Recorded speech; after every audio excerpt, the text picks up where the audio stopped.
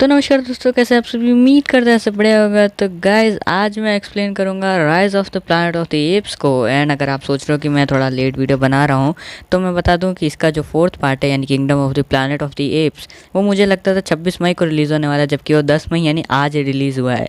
तो मैंने सोचा था आराम से वीडियो बनाएंगे, लेकिन सारा आराम तो चला गया। बट खैर, हम आज इस सीरीज़ की एक्सप्लेनेशन की शुरुआत करेंगे। और अगर आपको भी ये सीरीज़ समझनी है तो वीडियो देखते रहिए। तो गाइस फिर बिना किसी देरी के लेकर राम जी का नाम, चलिए शुरू करते हैं आज की video. Planet of the apps, इस सीरीज़ में अब तक बहुत सारी मूवीज़ आ चुकी है। एक बहुत पहले की ओरिजिनल, फिर एक रीमेक और फिर रिबूट। लेकिन हम इधर से रिबूट की बात करेंगे क्योंकि अभी फोर्थ पार्ट भी इसी का आया है और हमें भी ये रिबूटेड ट्रिलॉजी देखने की ज़रूरत है। बट अगर आप नहीं देख सकते तो don't worry dear, flicky movie is here. तो आज मैं एक्सप्लेन करूँगा rise of the planet of the apes को, जिसमें इन एप्स का राइज दिखाया गया है। ये जैसे पता ही नहीं था हमें।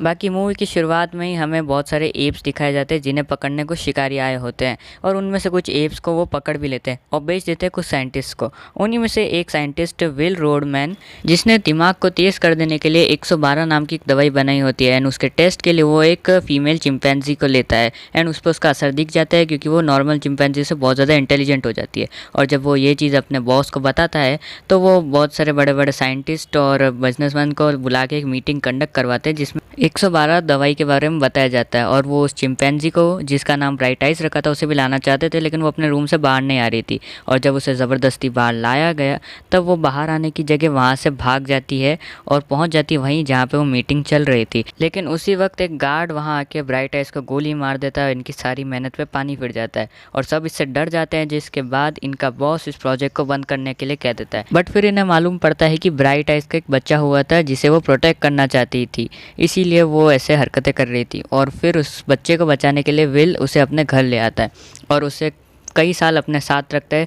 और जहाँ उसे मालूम पड़ता है कि ये शरारती होने के साथ साथ इसके अंदर इसके माँ के जीन्स भी है जिस पे 112 दवाई का असर था, जिस वजह से ये काफ़ी ज़्यादा इंटेलिजेंट था। और विल इसे साइन लैंग्वेज में बात करना भी सिखा देता है। इसका नाम रखता है सीजर। वहीं दूसरी तरफ विल के घर में उसके फादर, उनमें भी कुछ भूलने की बीमारी थी जिस वजह से वो काफ़ी परेशान रहते थे। और एक दिन विल अपने लैब से वही 112 दवाई को ले आता है और उसे पहली बार टेस्ट करता है अपने फादर पे। इस दवाई का असर उसने सीजर पे देखा था, इसीलिए वो ऐसा करता है, जिससे उनके भूलने की बीमारी तो ठीक हो ही जाती है, उसी के साथ वो और भी इंटेलिजेंट हो जाते हैं।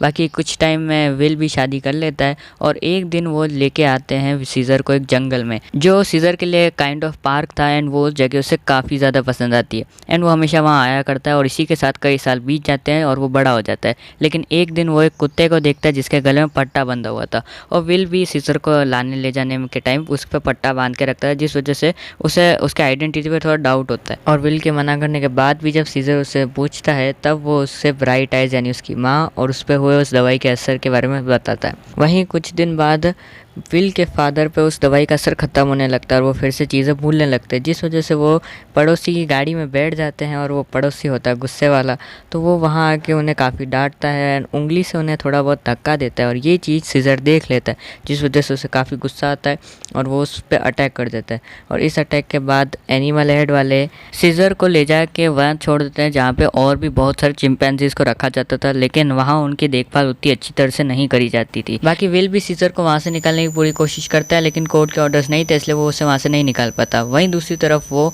अपने बॉस को जाके 112 के बारे में फिर से बताता है कि उसने उसके फादर पे टेस्ट किया था। अब उसने एक और नई दवाई बनाई 113 नाम से, जिसके लिए उन्हें एक एक्सपेरिमेंट करना होगा। और इनका बॉस इन्हें ये परमिशन दे देता है, लेकिन इन्हें नहीं मालूम था कि ह्यूमन्स पे इसका क्या असर होगा, इसलिए ये पहले कोबा नाम के एप पे एक्सपेरिमेंट करते हैं। वो एक्सपेरिमेंट सफल रहता है, लेकिन उसी दौरान वो गैस गलती से लीक हो जाती है और उनमें से एक साइंटिस्ट का मास्क खुल जाता है, जिसकी वजह से वो गैस उसके अंदर चली जाती है और उसके इफेक्ट्स उसमें आगे दिखेंगे। वहीं दूसरी तरफ कुछ बंदर सीजर की वहाँ बुलिंग भी करते हैं, जिससे उसे काफ़ी गुस्सा आता है, वो परेशान होता है। और एक दिन जब विल उससे मिलने आता है तब वो उसे ले जाना तो चाहता है, लेकिन कोर्ट के ऑर्डर्स ना होने की वजह से उसे सीजर को नहीं ले जाने दिया जाता है। और सीजर को लगता है कि उसने उसे वहाँ छोड़ दिया है और वो काफ़ी दुखी होता है। लेकिन वहीं दूसरी तरफ एक दिन वहाँ पे काम करने वाला एक आदमी जब अपने कुछ दोस्तों को वहाँ लाता है, तब सीजर उनके पास से एक पॉकेट नाइफ चोरी कर लेता है, जिससे वो थोड़ा जुगाड़ लगा के अपना केज खोल देता है और चला जाता है गोरिल्ला के पास, जिसको वहाँ पे बाहर नहीं निकाला जाता था। एंड उसे वहाँ से निकाल के उससे दोस्ती कर लेता है एंड धीरे धीरे वहाँ पे सबसे दोस्ती करके अपनी आर्मी बना लेता है।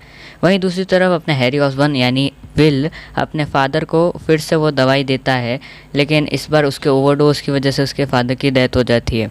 वहीं ये साइंटिस्ट जिसके अंदर वो वायरस चला गया था, उसके खांसने और छींकने से ये वायरस और भी फैल रहा था और कुछ दिन में खबर आती है कि वो मर चुका है। बाकी फिर एक दिन विल थोड़ा रोकड़ा दे के सीजर को फिर से लेने आता है, लेकिन वो इस बार उसके साथ जाना नहीं चाहता था क्योंकि वो उससे काफ़ी गुस्सा था।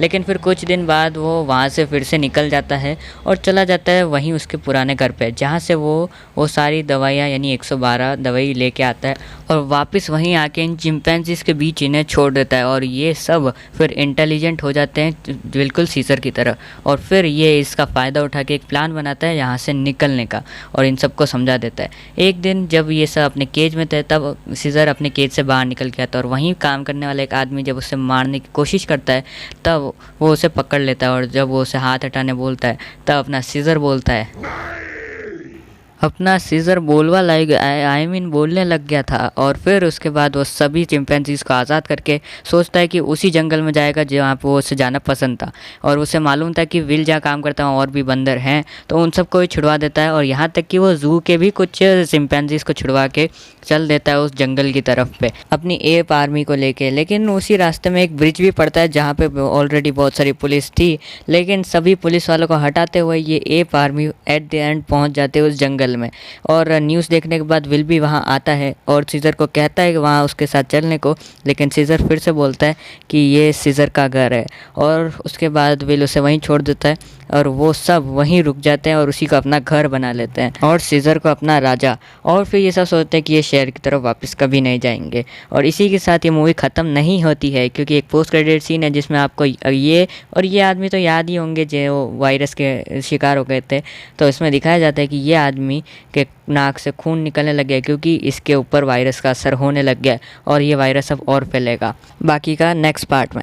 तो गाइस ये थी आज की video rise of the planet of the apes की एक्सप्लेनेशन को लेके। नेक्स्ट है dawn of the planet of the apes, जिसकी एक्सप्लेनेशन जल्दी आएगी।